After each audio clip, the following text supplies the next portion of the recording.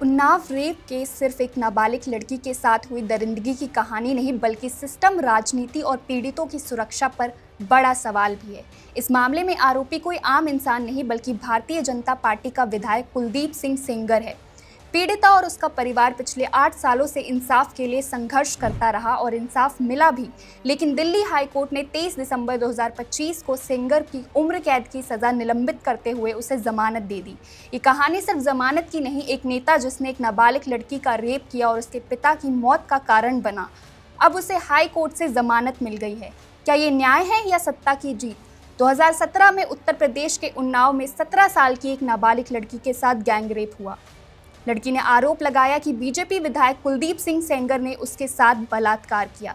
पीड़िता का कहना था कि वो नौकरी में मदद के लिए विधायक से मिलने गई थी, वहीं पर उसका जबरन यौन शोषण किया गया। इस आरोप के बाद स्थानीय स्तर पर कोई ठोस कार्रवाई नहीं हुई। आरोपी कुलदीप सिंह सेंगर एक प्रभावशाली विधायक था। 2017 के पूरे साल से ये केस ठंडे बस्ते में पड़ा रहा। आरोपी विधायक खुलेआम घूमता रहा और पीड़िता को लगातार धमकियां मिलने की बात सामने आई। परिवार का आरोप था कि सत्ता और पुलिस मिलकर आरोपी को बचा रही है। इस दौरान पीड़िता मानसिक और सामाजिक दबाव से जूझती रही। कोर्ट ने उसे पहले आजीवन कारावास की सजा दी। इंसाफ न मिलने से टूट चुकी पीड़िता ने 8 अप्रैल 2018 को मुख्यमंत्री आवास के सामने आत्मदाह की कोशिश की। इस घटना ने पूरे देश को झकझोर दिया। मीडिया और सामाजिक संगठनों ने सरकार पर सवाल उठाए। इसके बाद मामला राष्ट्रीय स्तर पर चर्चा का विषय बन गया। आत्मदाह की कोशिश के अगले ही दिन पीड़िता के पिता की पुलिस हिरासत में मौत हो गई। पीड़िता के परिवार ने इसे हत्या करार दिया। इस मौत ने पुलिस प्रशासन की भूमिका पर गंभीर सवाल खड़े कर दिए। विपक्ष ने सीबीआई जांच की मांग तेज कर दी, लेकिन सूबों की सरकार चुप रही। सेंगर सिर्फ नेता नहीं थे, वो कई पार्टियों में सक्रिय रहे और अंत में भाजपा में विधायक बने।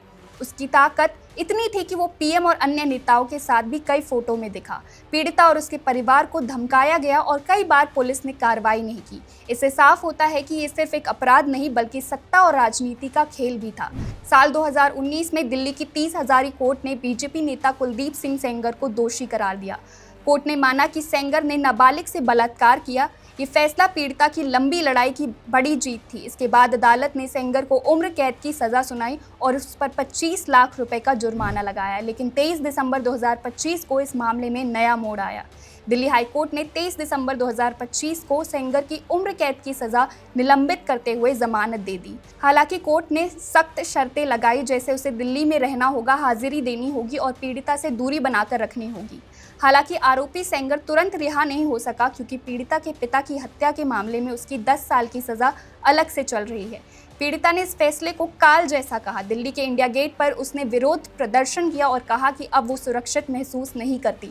उसकी बहन ने कहा कि उन्हें खुद जेल में रहना सुरक्षित लगता है। पर सीबीआई अब इस फैसले को सुप्रीम कोर्ट में चुनौती देने जा रही है। सीबीआई का कहना है कि ऐसे फैसले संवेदनशील मामलों में न्याय की भावना को कमजोर कर देते हैं। अगला मोड़ ये होगा कि सुप्रीम कोर्ट इस चुनौती पर क्या फैसला करता है। परिवार का कहना है कि जिस सिस्टम से उन्हें न्याय की उम्मीद थी, उसी ने उनका भरोसा फिर से तोड़ दिया।